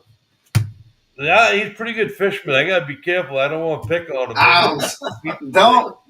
Hey, you know the saying, Jerry. You've been around enough fishermen. When he says he caught one this big, I mean, the proof's in the pudding. All right, look, the past couple of times we've been out, he's received a spanking like a man. That's all I can say. Now, would you rather catch more fish than somebody, or would you rather catch the biggest fish? Now you got to put down that little minnow. All right, we ain't talking about that. Hunter, what would you rather do? Catch more fish than somebody or a bigger one? Say more fish, or a combination, because that's you know, that's what I'm not. That's what I'm lacking in my partner over there. When he puts me in the boat, or when I put him in the boat, or whatever, I will say he does. He can catch some fish, but when we're needing to have something kind of that has a little shoulders on it, it always seems to fall on my shoulders. So Ask him where he's catching those fish out of, though. It's all my spots. So we have done good though. Yeah, we have this year, and we You, have fun. Do you guys ever get the opportunity to team up and fish a team tournament there? Well, we've been trying to, and we would love to, but it seems like every time we got a tournament coming up, our schedules conflict. Yeah, we had one schedule,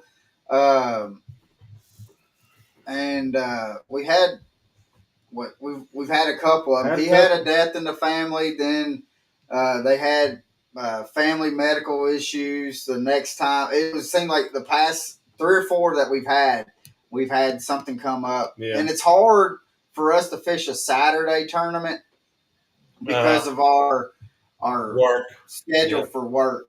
Yeah, so I hear you. I think we're actually going to try to hit some night tournaments and stuff like that to where we can do. Hey, just remember somebody says that they're a good night fisherman. Just remember what Roland and I said about night fishing, man. You can use any color black lure you want. That was when you said that, and that was the funniest thing that I've ever heard. Any color black that you want. Any color black you want, man. Yeah. So, hey, did you see the video that Hunter did of the powder coating of the jig heads? I've seen there's 5 or 6 videos that's on his YouTube channel. You need to check out the one of the powder coating on jig heads, because man, you just take like a cigarette lighter and you heat that tungsten weight up on the ball head, stick it down in there, shake it on the edge, and then you go ahead and throw it in a toaster oven at 350 degrees for like 20 minutes. Dude, that stuff's locked on there. You never change that color.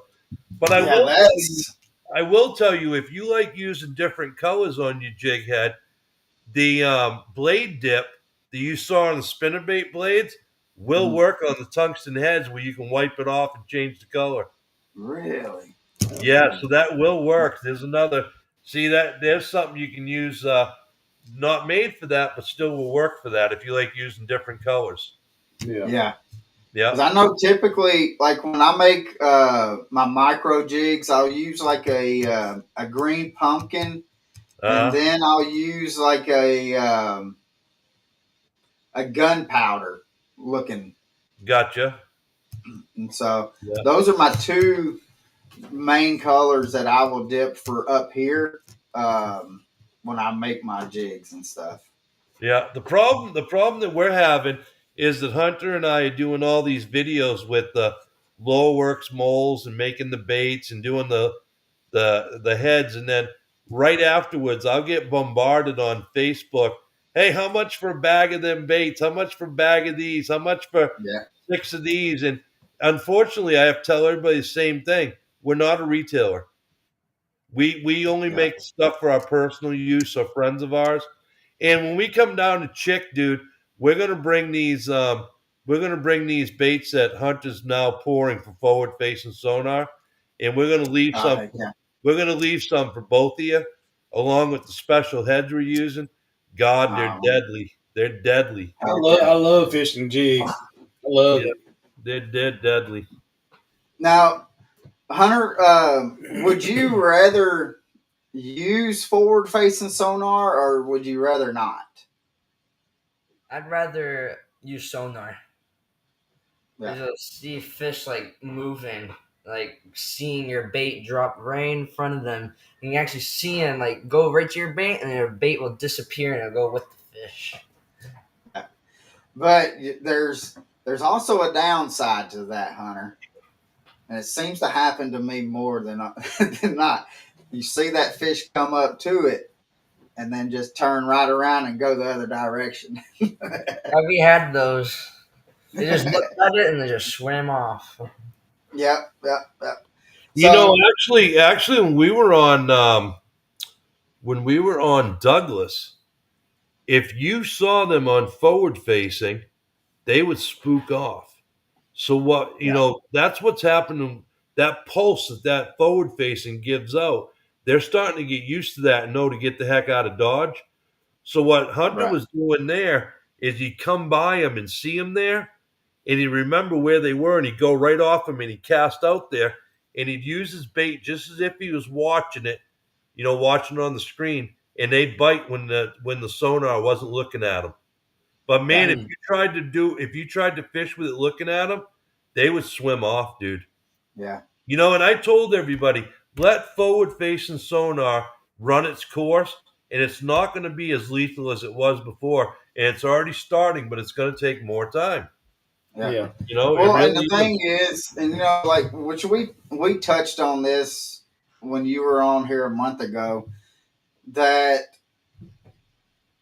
people said the exact same thing to the side scan when it Yep. came out, Yep. and now look, it's on every unit that you can get. It has side scan on it, Uh-huh. and so, and I totally agree, because I mean I'm seeing it more and more on Chick and on Nickajack, to where you cannot, some of these fish you cannot keep it on them because they'll start swimming.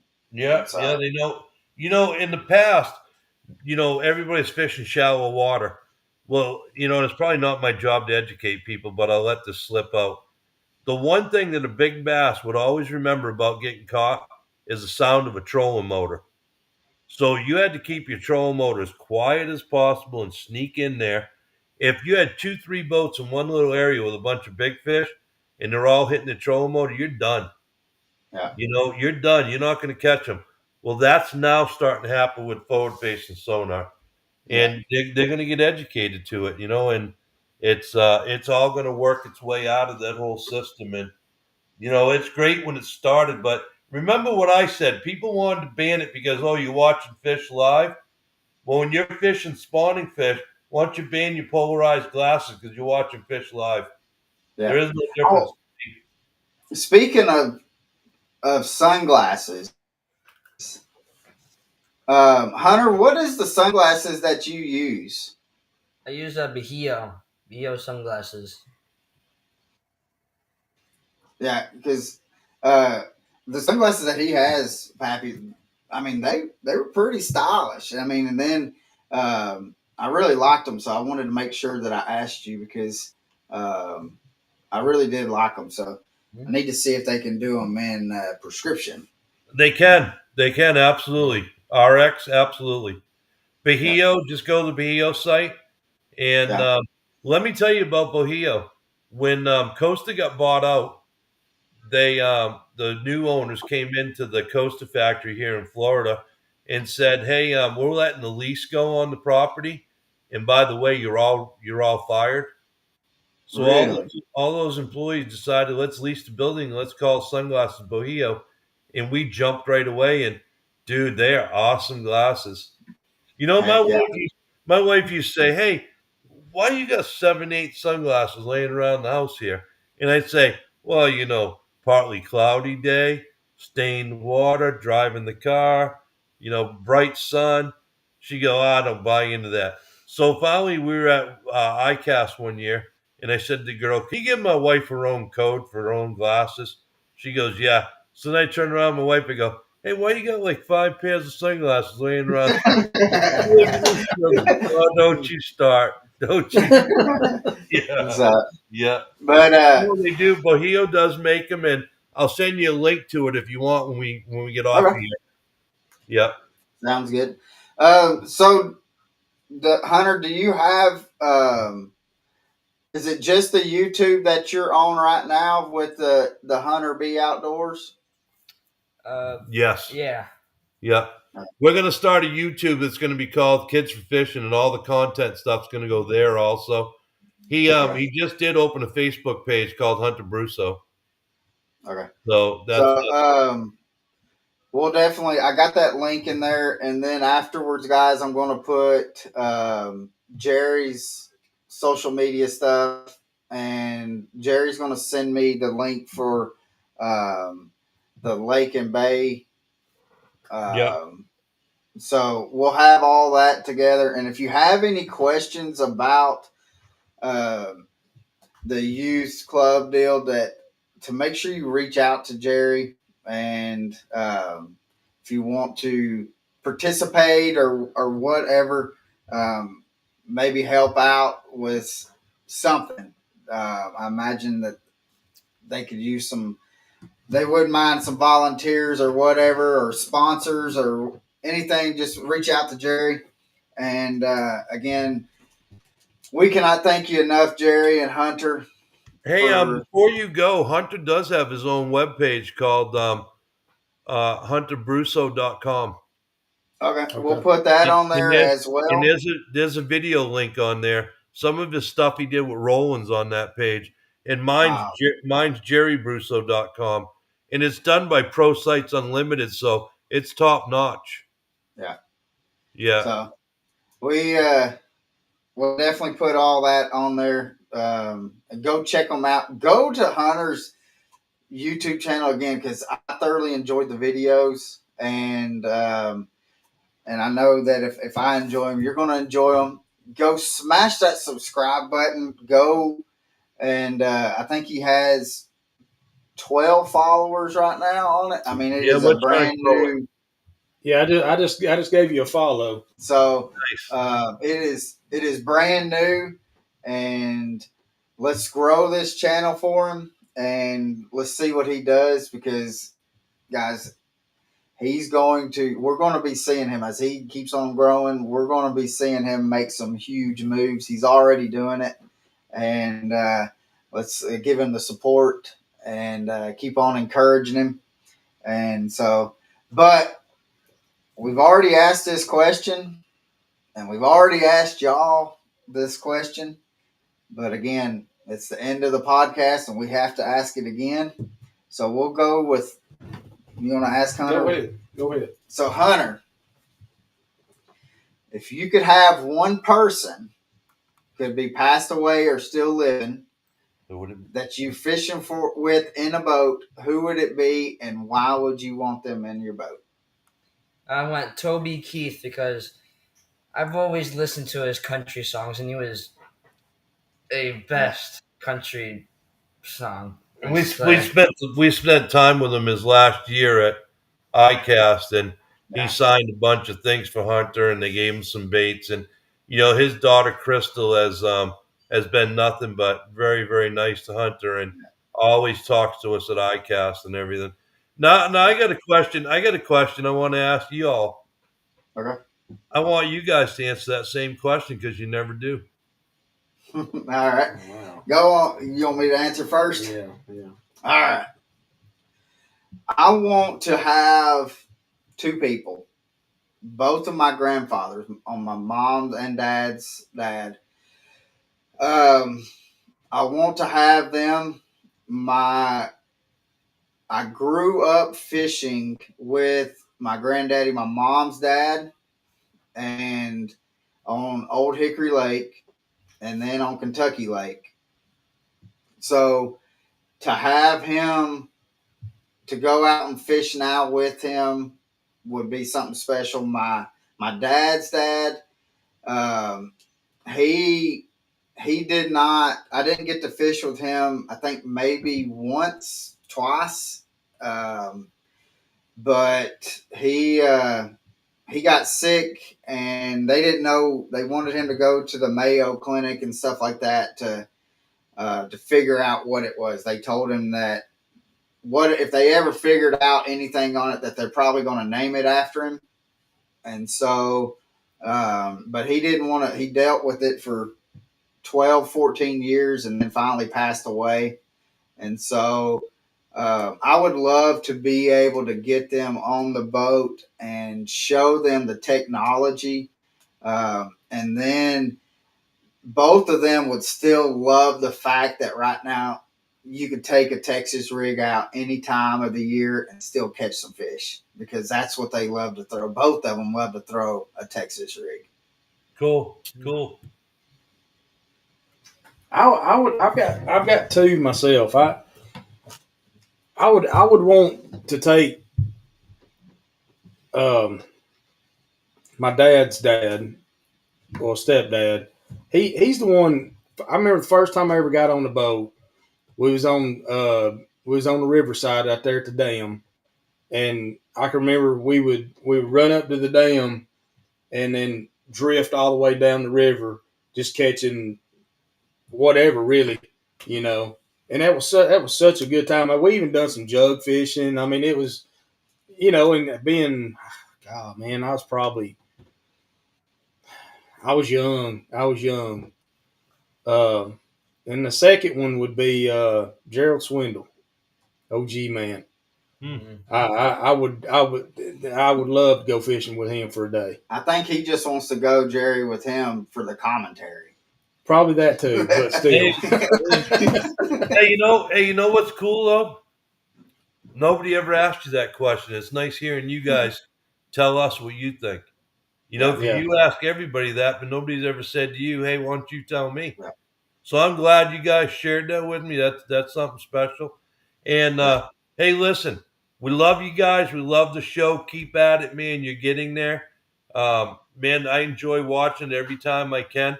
I appreciate every time you let us on there, and keep your eye on this guy, man, because he's going places. Absolutely. And the thing is, Hunter, we're going to try. It depends on. I got to look and see what the dates that you are in on Kentucky Lake. So if it's on our short week, I may try to drive up to Paris, Tennessee, and come and see y'all for a little bit. Cool. We'd love to have you. So, Yeah. but Hey, let me look. Man, there's still a lot of people out there in internet land watching us. yeah, I can't wait to see what it is because I mean, Yeah.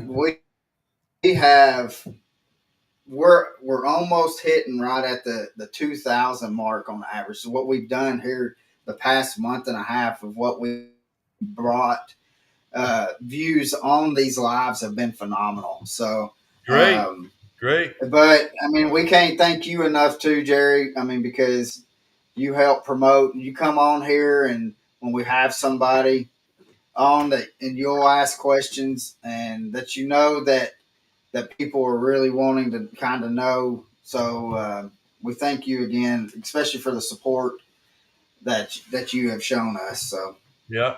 Thank you guys. We really appreciate you, man. Yeah. Nope. So we're gonna get off here. Fat boy's hungry. Me too. So go eat some pizza, Hunter. So We're headed. all right, guys. Y'all have a blessed one. Y'all have a good one. You too. See you, man. See y'all.